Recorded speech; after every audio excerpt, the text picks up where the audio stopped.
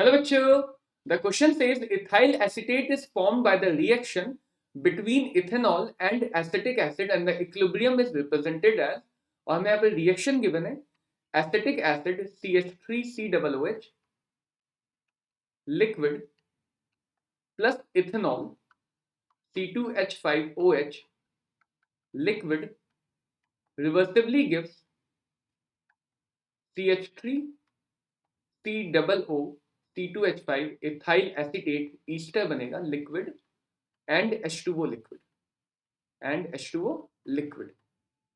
So first part of the question is write the concentration ratio, reaction quotient QC for this reaction. Note water is not in excess and is not a solvent in this reaction. Second part says at 293 Kelvin, if one starts with 1 mole of acetic acid and 0.18 mole of ethanol, there is 0.171 mole of ethyl acetate in the final equilibrium mixture. Calculate the equilibrium constant. And the third part says starting with 0.5 mole of ethanol and 1 mole of acetic acid and maintaining it at 293 Kelvin. 0.214 mole of ethyl acetate is found after some time. Has equilibrium being reached? तो बेटा इस question solve करते हैं. So the first part of the question says we have to find the expression for reaction quotient. Now QC is defined as similar way as equilibrium constant and the QC is called as reaction quotient. ये हमें दिखाता है extent of reaction यानी कि reaction कितनी proceed कर चुकी है, कितना फ्रैक्शन और पोर्शन ऑफ रिएक्टेंट कन्वर्ट हो चुका है प्रोडक्ट में, रिएक्टेंट का कितना अमाउंट प्रोडक्ट में कन्वर्ट हो चुका है. तो क्यूसी को हम किसी भी जनरल टाइम टी पे डिफाइन करते हैं एंड केसी को हमेशा हम equilibrium time T is equal to equilibrium पे डिफाइन करते हैं. That is the difference between QC and KC.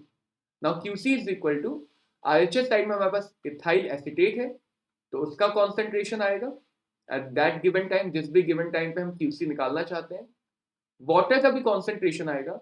Mostly water को हम एक्सेस में एज अ सॉल्वेंट मान के इग्नोर कर रहे थे, किसका कॉन्सेंट्रेशन कांस्टेंट रहेगा एंड कांस्टेंट टर्म क्यूसी के एक्सप्रेशन में नहीं लिखे जाते.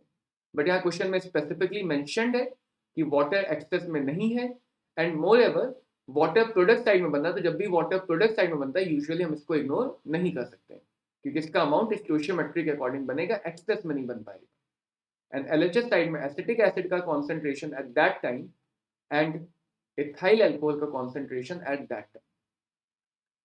और क्योंकि सबके कोएफिशिएंट 1 है तो सबकी पावर 1 होगी. This is the general expression for QC at any given time.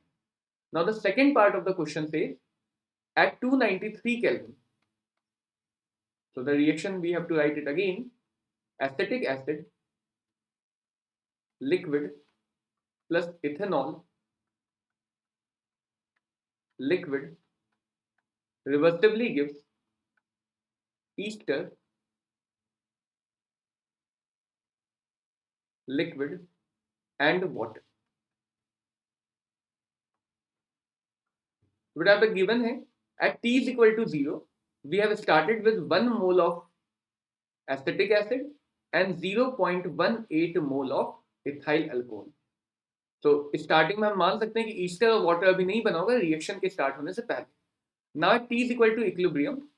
The question says equilibrium पे 0.17 मोल ऑफ इथाइल एसिटेट बने, 0.17 मोल. तो स्टोइशियोमेट्री से अगर हम देखें तो 1 मोल और 1 मोल रिएक्ट करके ही 1 मोल बनाएगा.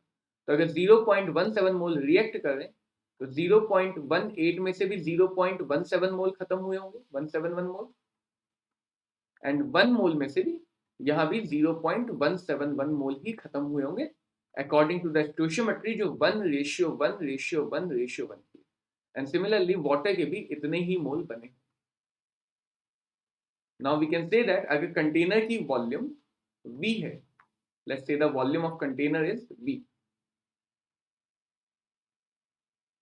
इन दैट केस हम इक्विलिब्रियम एक्सप्रेशन में कंसंट्रेशन यूज करते हैं तो ये बन जाएगा 0.171 divided by V, concentration moles per litre का, 0.18 minus 0.171 divided by V mole per litre, 0.171 divided by V moles per litre and 0.171 divided by V moles per liter.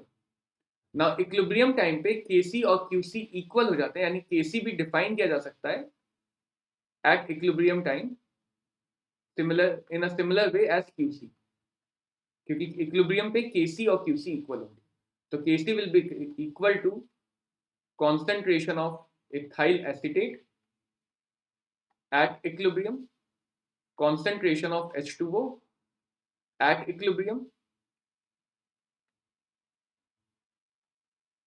divided by concentration of acetic acid at equilibrium and concentration of ethyl alcohol at equilibrium. तो यहाँ पे हमें सबके concentration मिल चुके हैं equilibrium पे. V will be cancelled out क्योंकि सबके डिवाइड में V आ रहा है.